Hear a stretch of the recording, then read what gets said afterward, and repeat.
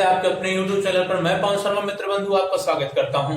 और आज हम लोग सीखते हैं प्राचीन भारतीय इतिहास का स्रोत। प्राचीन भारतीय इतिहास के जानने के बारे में, हमारे भारत के इतिहास जानने के लिए 4 स्रोत निम्नलिखित हैं। पहला होता है धर्म ग्रंथ, जिसे धार्मिक ग्रंथ, ऐतिहासिक ग्रंथ, अगला है विदेशियों का विवरण, अगला है पुरातात्विक स्रोत संबंधित साक्ष्य जो है। धार्मिक ग्रंथ में जो धर्म के बारे में लिखा हो, धर्म से संबंधित उल्लेखनीय जो वाक्य हैं ग्रंथ, उसको हम धार्मिक ग्रंथ कहते हैं। जैसे वेद है, महाकाव्य है। वेद आपके 4 हैं। पहला वेद है बेटा आपका ऋग्वेद, यजुर्वेद, सामवेद और अथर्ववेद। ये आपके 4 वेद हैं। ऋग्वेद के 9वें मंडल में सोमदेवता का वर्णन किया गया है और माँ गायत्री का मंत्र जो इससे लिया गया है वो ऋग्वेद से ही लिया गया है। ऋग्वेद सबसे प्राचीनतम वेदों में से माना जाता है। ये है। उसके बाद जो है वेद जो है यजुर्वेद, उसके बाद जो आया है सामवेद, सबसे लास्ट में आता है अथर्ववेद। ठीक है, वेदों के बारे में जानेंगे। ऋग्वेद में क्या है, यजुर्वेद में क्या है, सामवेद में क्या है, अथर्ववेद में क्या है। लेकिन पहले हम ये जान लेंगे कि इसी से ही हमारे प्राचीन भारतीय इतिहास के स्रोत मिलते हैं। ये धार्मिक ग्रंथ में आ जाते हैं। और 2 महाकाव्य हैं, एक है रामायण और दूसरा है महाभारत। महाभारत के लेखक कृष्णदेवराय वेद व्यास हैं और रामायण के लेखक आपके महर्षि वाल्मीकि हैं। ठीक है, ये धार्मिक ग्रंथ। ऐतिहासिक ग्रंथ, इतिहास में वर्णित जिस वंश के जो शासक थे और उन्होंने जो ग्रंथ लिखे हैं वो हमारे ऐतिहासिक ग्रंथ कहलाते हैं। विदेशियों का विवरण, हमारे भारत में जैन धर्म या बौद्ध धर्म की शिक्षा लेने के लिए कुछ विदेशी भी आए हैं जो विदेशियों का विवरण अपनी जो पुस्तक में लिखे हुए हैं उसे विदेशियों का विवरण कहते हैं। फिर पुरातात्विक संबंधी सर्च, जो खुदाई के दौरान सिंधु घाटी सभ्यता या और भी सभ्यताओं जो खुदाई के दौरान या जो इमारत या साक्ष्य जो बनवा दिए गए हैं उनके आधार पर हम कहते हैं पुरातात्विक संबंधी साक्ष्य। उनके आधार पर इतिहासों के बारे में पता चलता है। ठीक है, चलते हैं कुछ पुस्तक और उनके कुछ लेखक। पाणिनि ने क्या लिखा है, ये जो आपके यूपीटेट प्राइमरी जूनियर में, ये यूपीटेट जूनियर में ये पूछा जाता है इतिहास जानने के स्रोत है क्या। तो उनकी कुछ बुकें हैं और उनके बारे में लेखक कौन लिखा हुआ है। तो पाणिनि लिखा है, पाणिनि ने अष्टाध्यायी लिखा है जो संस्कृत में लिखा गया है। पाणिनि। पतंजलि लिखा महाभाष्य और महाभाष्य में शुंग राजवंश का इतिहास लिखा गया है। जो पतंजलि महाभाष्य इन्होंने जो लिखा है इसमें इन्होंने शुंग राजवंश का इतिहास लिखा। हम इसको क्यों पढ़ा रहे हैं, क्योंकि महाभाष्य ये तो पूछेगा इसके पुस्तक के लेखक कौन है, लेकिन ये भी पूछ लेता है महाभाष्य में किसके बारे में वर्णन किया गया है। तो आप ये जानते रहिएगा, तो शुंग राजवंश का इतिहास लिखा गया है महाभाष्य में।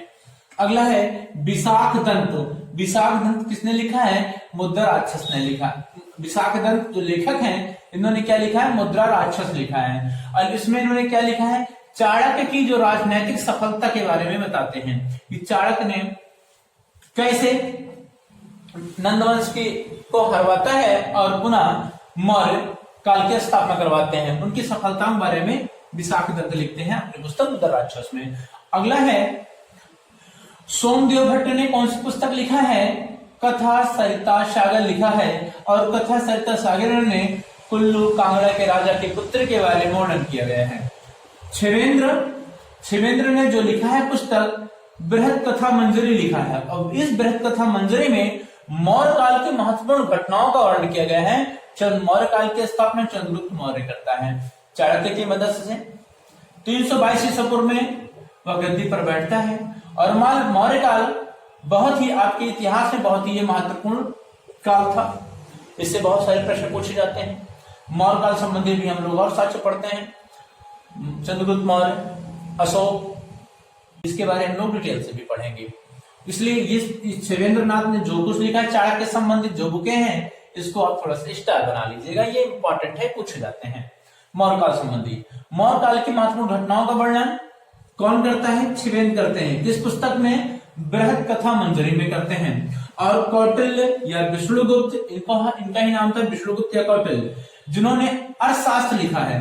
और शास्त्र में इन्होंने लिखा क्या है, मौर्यकालीन राजनीति की स्थिति का इन्होंने वर्णन किया है। तो अर्थशास्त्र किससे संबंधित है? राजनीति से संबंधित है। मौर्यकालीन राजनीति से संबंधित है। अर्थशास्त्र मतलब पैसा धन नहीं होता है, बल्कि उनकी राजनीति शास्त्र से संबंधित है। ये प्रश्न कई बार पूछे गए, इसको स्टार बना लेते हैं हम लोग। कामंदक ने लिखा है नीति सार लिखा है, और नीति सार में क्या लिखा है इन्होंने? गुप्त शासकों की राजनीतिक व्यवस्था के बारे में इन्होंने लिखा है। कालिदास ने लिखा है, कालिदास मेघनादूतम, मालविकाग्निमित्रम, शुंग राजवंश का इतिहास इन्होंने इसमें लिखा है। शूद्रक, कालिदास ये चंद्रगुप्त द्वितीय के दरबार में रहते थे। जो शूद्रक इन्होंने लिखा है मृच्छकटिकम। दंडी लिखा है 10 कुमार चरित। ये पल्लव राजवंश क्या थे? अन्य नरसिंहवर्मन द्वितीय के दरबार में रहते थे। दंडी जो थे नरसिंहवर्मन द्वितीय के दरबार में रहते थे, और नरसिंहवर्मन द्वितीय ने काशी का कैलाश मंदिर बनवाया है, जो आपके सुपर टेट में पूछा हुआ है प्रश्न है। काशी का कैलाश मंदिर, ठीक है। और आगे देखेंगे, बाणभट्ट ने लिखा है हर्षचरित लिखा है। हर्षचरित बाणभट्ट ने लिखा, हर्षचरित भी लिखे हैं। हर्षचरित ने नागा, नंद, रत्नावली और प्रियदर्शिका इन्होंने भी लिखा है। अरे थे बिल्हड़ इंपॉर्टेंट हो जाते हैं, बहुत ज्यादा इंपॉर्टेंट हो जाते हैं, क्योंकि बिल्हड़ ने लिखा है विक्रमांक देवचरित, और विक्रमांक देवचरित ये परिवर्तित चालुक्य राजा विक्रमादित्य द्वितीय, विक्रमादित्य छठवें थे, विक्रमादित्य छठवें के बारे में लिखते हैं, ठीक है। प्रवर्तित चालुक्य राजा थे वो बिल्लर। विज्ञानेश्वर ने लिखा है, मिताक्षरा लिखा है। आगे चलते हैं, ऐसे कुछ लेखक। हर्ष ने जो लिखा है नागानंद, रत्नावली, प्रियदर्शिका लिखा है इन्होंने। कल्हड़ द्वारा लिखी पुस्तक वेरी मोस्ट इंपोर्टेंट पुस्तक है जो कल्हड़ ने लिखा है, रजत रंगड़ी है, जो 12वीं शताब्दी तक एकमात्र इतिहास को जानने का स्रोत है कश्मीर के बारे में, जो सिर्फ कल्हड़ लिखा है, रजत रंगड़ी, जो इसकी पुस्तक का नाम है। ओम घोष, ओम अमोघ वर्ष ने जो लिखा है कविदास मार्ग लिखा है इन्होंने। ये कन्नड़ भाषा में इन्होंने इसको लिखा है, और ये राष्ट्रकूटों के बारे में जानकारी देते हैं। अगला है जिनसेन ने आदि पुराण को लिखा है, ठीक है। ये भी राष्ट्रकूटों के बारे में, राजकोष बन सके थे, राजकोष के बारे में भी बताते हैं। इसको भी इन्होंने कन्नड़ भाषा में लिखा था। कन्नड़ भाषा में इसलिए क्योंकि राजपूतों के समय कन्नड़ भाषा एक राजकीय भाषा थी। यहां तक पंप, पोनन एवं रन्नन कन्नड़ साहित्य के त्रिरत्न माने जाते हैं। कन्नड़ साहित्य के त्रिरत्न कौन है? पंप, पोनन एवं रन्नन, ठीक है, उस समय जो उन्होंने लिखा है। अगला है महावीराचार्य ने लिखा है गणिताशार संग्रह लिखा है इन्होंने भी, राजपूत समय में थे, इन्होंने कन्नड़ भाषा में लिखा है। अगला है सत्याना, जो अमोघ वृत्त पुस्तक में लिखा है, और अमोघ वृत्त के दरबार में सत्याना रहते भी थे। और पोनन ने अपनी पुस्तक लिखा है शांति पुराण लिखा है, शांति पुराण।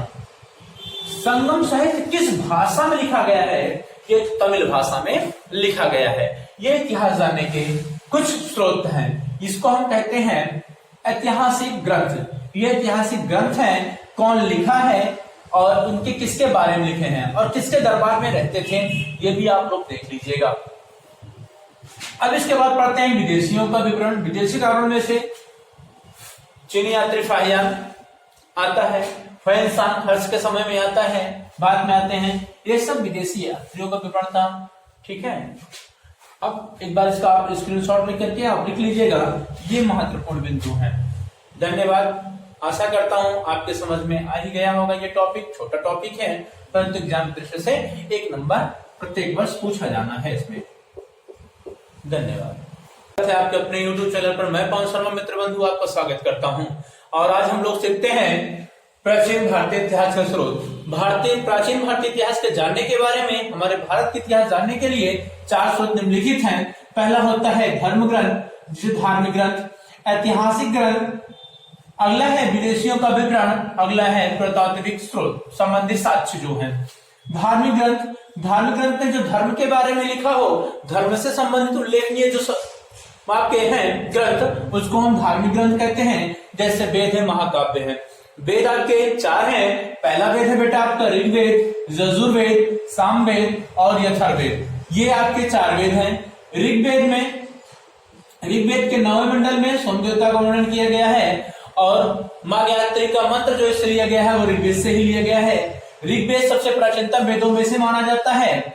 ये है। उसके बाद जो है वेद जो है यजुर्वेद, उसके बाद जो आया हुआ है सामवेद, सबसे लास्ट में आता है अथर्ववेद। ठीक है, वेदों के बारे में जानेंगे। ऋग्वेद में क्या है, यजुर्वेद में क्या है, सामवेद में क्या है, अथर्ववेद में क्या है। लेकिन पहले हम ये जान लेंगे कि इसी से ही हमारे प्राचीन भारतीय इतिहास के स्रोत मिलते हैं। ये धार्मिक ग्रंथ में आ जाते हैं। और 2 महाकाव्य हैं, एक है रामायण और दूसरा है महाभारत। महाभारत के लेखक कृष्णदेवराय वेद व्यास हैं और रामायण के लेखक आपके महर्षि वाल्मीकि हैं।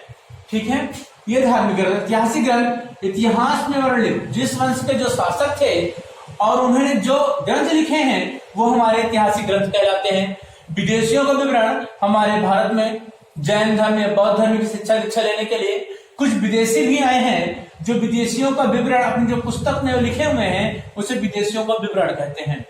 फिर पुरातात्विक संबंधी सर्च, जो खुदाई के दौरान सिंधु घाटी सभ्यता या और भी सभ्यताओं जो खुदाई के दौरान या जो इमारत या साक्ष्य जो बनवा दिए गए हैं उनके आधार पर हम कहते हैं पुरातात्विक संबंधी साक्ष्य। उनके आधार पर इतिहासों के बारे में पता चलता है। ठीक है, चलते हैं कुछ पुस्तक और उनके कुछ लेखक।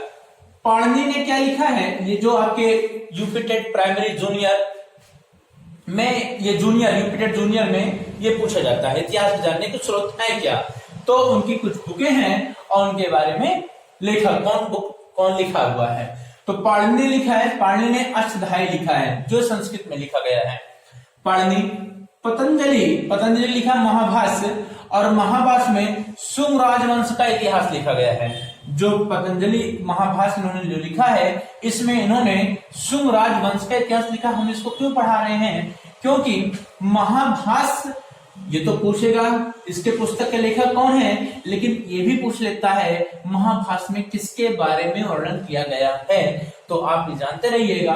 तो शुंग राजवंश का इतिहास लिखा गया है महाभाष्य में। अगला है विशाख दंत। विशाख दंत किसने लिखा है, मुद्रा राक्षस ने लिखा। विशाख दंत जो लेखक हैं इन्होंने क्या लिखा है, मुद्रा राक्षस लिखा है। और इसमें इन्होंने क्या लिखा है, चाणक्य की जो राजनैतिक सफलता के बारे में बताते हैं। ये चाणक्य ने कैसे नंदवंश को हरवाता है और पुनः मौर्य काल की स्थापना करवाते हैं, उनकी सफलताओं के बारे में विशाख दत्त लिखते हैं अपनी पुस्तक मुद्रा राक्षस में। अगला है सोमदेव भट्ट ने कौन सी पुस्तक लिखा है, कथा सरिता सागर लिखा है। और कथा सरिता सागर ने कुल्लू कांगड़ा के राजा के पुत्र के बारे में वर्णन किया गया है। शिवेंद्र ने जो लिखा है पुस्तक बृहद कथा मंजरी लिखा है। अब इस बृहद कथा मंजरी में मौर्य काल की महत्वपूर्ण घटनाओं का वर्णन किया गया है। मौर्य काल की स्थापना चंद्रगुप्त मौर्य करता है चाणक्य की मदद से। 322 ईसा पूर्व में वह गद्दी पर बैठता है और मौर्य काल बहुत ही आपके इतिहास में बहुत ही ये महत्वपूर्ण काल था। इससे बहुत सारे प्रश्न पूछे जाते हैं। मौर्य काल संबंधी भी हम लोग और साक्ष्य पढ़ते हैं। चंद्रगुप्त मौर्य, अशोक,